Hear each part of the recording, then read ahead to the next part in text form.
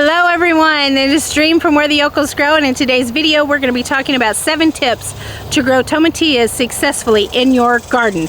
Plus we're going to do a little harvesting. So if you are new here, welcome, and if you are returning, I am so glad to see you again. Okay, so my first tip to growing tomatillos successfully. I have grown tomatillos for about 3 years and I've learned some things along the way, especially growing them here in Texas. And the number one thing that I learned, because I start mine from seed, is to start with a good seed. In the past I've tried other tomatillo seeds and I've only had 2 varieties from different companies that have done well with seed packages. And so my number one, because it was the first one to fruit, is Survivor Garden Seeds Tomatillo Toma Verde. And I'll show you, they were the first ones to fruit for me. And then the other variety that I have is from Botanical Interest, and it's just the Verde Tomatillo, and they are just starting to fruit now. Now, if you're going to start them next season from seed, I'm in zone 8A, and my first expected frost date is November 20th, but my last expected frost date this past year was March 22nd. So I started my seeds indoors, I believe it was January 6th, so that when it was time to get them out here in the garden, they were ready. They were nice plants and they were ready to go. If you can't start them from seeds, that is perfectly fine. You'll probably find tomatillos at your local nursery. So when you go to get your tomatillos, I recommend that you buy 2 plants, and we'll talk about that later in the video, so stay tuned as we go through these tips. We'll talk about why you need 2 plants. My second tip, and I think this is probably the most important, it's going to be 2 things tied into the second tip. The first thing is well-drained soil. Just like any plant, it has deep roots, so when you plant your plant in the ground, plant them deep just like you would a tomato. That'll allow their roots to really take hold in the ground that they're in, because they need frequent watering. Tomatillos like a lot of water. They don't want to be overwatered, but they definitely will not tolerate being underwatered. They need even watering. So about every 3 days here at the new homestead, I am deep watering with a drip hose at the base of where the roots are for about 20 minutes, and I do that about every 3 days. And the reason I'm doing that here with this soil, and that's because this soil has clay, and if you know anything about clay, if you get it wet enough, holds a lot of moisture, so we don't want to overwater our tomatillos. My third tip for growing tomatillos successfully is to make sure that you're providing them, of course, with sun. But here in Texas, you need to make sure that you're giving them afternoon shade or providing afternoon shade for these, because they, again, are very delicate and they don't like a lot of sun. They will literally stop fruiting, and the whole pollination process, when these flowers get too much sun, completely shuts down. So you don't want to give them too much sun. So again, if you don't have shade trees that will provide afternoon shade, then you're going to need to provide them with shade. The other thing they need is structure. They need a good support system. These plants get about 5 feet to 3 foot tall. As I said before, their plants are kind of delicate, so they don't get really thick stems like tomatoes will get. Their stems are thick, don't get me wrong, and their branches are thick, but they're very delicate. So when the fruit gets really heavy on there, if they don't have a good enough support, they will literally just fall over and break. It's not like they just lean down like a tomato, and a tomato just keeps growing. If it bends over, they're so resilient, they just don't die. But a tomatillo will, and if it breaks over, that's it. That branch is gone, it's dead, and any fruit that was on it is over. Nothing happens with it. My fourth tip for growing tomatillos successfully, and this goes back to what I talked about in the beginning, you need to have 2 plants. 2 plants are required because tomatillos are not like tomatoes. Tomatoes, you can walk up and you can kind of tickle the flower or shake the bush, or you can pollinate them and they pollinate and you get a lot of fruit. Tomatillos are not like that. They have to have pollinators, and you have to have a second plant for pollination. So you need to plant 2 plants within 12 inches of each other, so that when the pollinators are coming around, they're able to plant or pollinate your flowers on your tomatillos, which is what also means that you need to be planting flowers in or around your tomatillos, so that you encourage pollinators to come to those flowers and give you fruit, because without them, you don't get fruit. My number 5 tip for growing tomatillas successfully. When you are planting your tomatillas, when you get, either you have starts, or you did from seed and they're ready to go in ground, don't put nitrogen, don't put blood meal, don't put any kind of iron in the soil. These plants like high pH soil, so that means phosphorus and potassium. So the best thing that you can give them is bone meal when you plant them. You can put a little mycorrhizer around it, and that'll help kind of break up the root system and get them to kind of spread out and get water to them faster, and continue to get water to them. And then about once a month I will go with Espona's Garden Tone, and it's just an all-purpose garden tone. It's not got high nitrogen, it's got a little bit of nitrogen but not high. And I will fertilize my plants probably about once a month. Right at the bottom of each plant I'll put about a half a tablespoon around it and mix it in the soil, and then water it in. Sixth tip. This comes back to what we were just talking about, pollinators.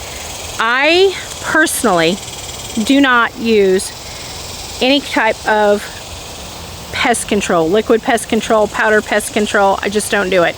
If I want to keep ants away from my plants, I put bone meal along the bottom, and that way I don't get any pollinators sick. I don't use diatomaceous earth. I try not to use BT. I would rather cover my plants, because pollinators are needed in your garden, and if you are putting pesticides, organic or natural, they're going to kill them. Okay, so you're going to have to be vigilant with these tomatillas. You're going to have to look for the hornworms. You're going to have to look for the eggs. You're going to have to pay attention. Are you seeing a lot of ants? If you're seeing a lot of ants, you need to start looking for aphids on your plants, because they literally harvest them and drink the gross gook from them. It's disgusting. It's disgusting. So you're going to have to do some work, you know, in making sure that your tomatillas are okay, because if you go and spray something, even if it's in the evening, there's no guarantee by morning that it's dry when the pollinators come around and they touch those flowers. So again, it's a personal choice, but for me, I'm not going to do it, and that's why it's my sixth tip for growing things successfully. Seventh tip: pay attention to your fruit. You will know when it's ready to harvest. The hole on the outside turns yellow, and it usually opens at the bottom. And so now that brings part of this seventh tip. We're going to go harvest some tomatillas, and we're going to talk a lot about them. Let me show you the flowers. Let me show you what a newly pollinated flower looks like, and let me show you what it looks like when they're ready to harvest. So here are the flowers. And you can look and you can see these guys are loaded with flowers. Here is what they look like shortly after they're pollinated. And inside of that little hull is a tiny little tomatilla growing. And when they're ready to harvest, this is what they'll look like. And so we're going to get the rest of these harvested. We're also going to be harvesting some of our ground cherries, so you can see what those look like. This variety is the Survival Garden Seeds Tomatilla Toma Verde. And it was the first one to be ready for us. As you can see, we are getting quite a bit of them. Now see, that one was too close to the ground. Try not to do that either. Let's see. Nope. So there's our tomatilla harvest. Okay, these right here, that big plant going along that whole side, that is a ground cherry.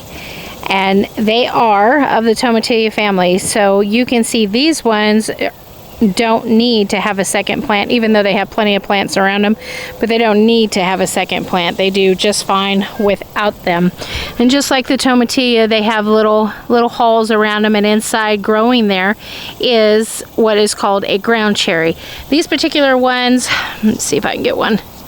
That one died. So they're not ready yet. They'll continue to grow inside of there, and when these are ready, they turn yellow just like the tomatillos. Let me see if this one, and they fall off. So here's one that's fallen off, and that's what they look like on the inside. Now these are, I believe, I want to say these are MI Gardeners. I'll have to look that up. I'll have to look up and see which one. But we planted them all from seed. We got a whole lot of them, and as you can see, they are just loaded down with tomatillos. Or not tomatillos, I'm sorry, ground cherries. And this is just like, here's another one that's ready. Oh, there's a whole bunch of them on the inside. I just saw them. Let's go get them. Can you see them in there on the ground? So when they fall, they're ready. And I can tell you from experience, if you don't get them out of your soil, they will just self-pollinate and start growing again. So we don't want that to happen. So we're gonna get all these that have fallen off the ground and get them into our harvest bucket. Well, all of them that I can reach anyway. So there's what they look like. That was our quick little harvest of tomatillos and some of the ground cherries. I really hope you found some value in this. I know tomatillos is a big search topic right now here on YouTube and in other places, and I've been asked a lot of questions. That's why I decided to do another video on it. But in another video, we are going to be planting a ground cherry in a 10-gallon grow bag, and that's the next video right after this one. So be on the lookout for that. If you are new here, please consider subscribing to see the journey of these and to learn more about them, because as we go through our garden tours and when I do this next video, we're going to be talking about growing them in grow bags, and it should be extremely beneficial to those of you who are in small spaces. So until I see you in the next video, you all take care of yourselves, you keep your heads up, and more importantly, you keep growing. Bye-bye, y'all.